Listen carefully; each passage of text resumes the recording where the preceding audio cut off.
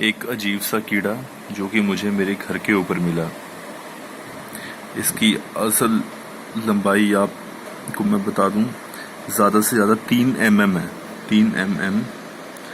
और चल रहा है ये कीड़ा, आप देख सकते हैं कैसे। साइड से भी दिखा दूं आपको।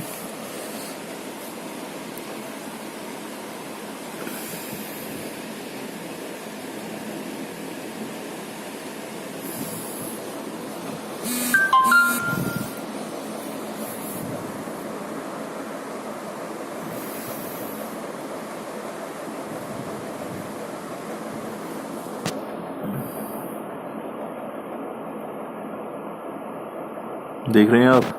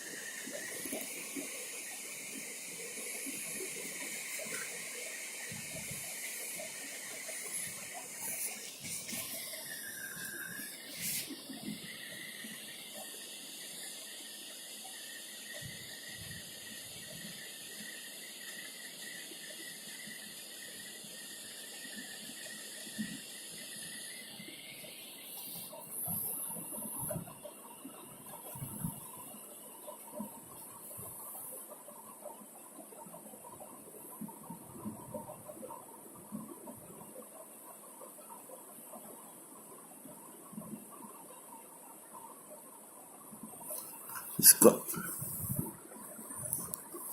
साइज देखिए इसका। ये मेरी फिंगर है। ये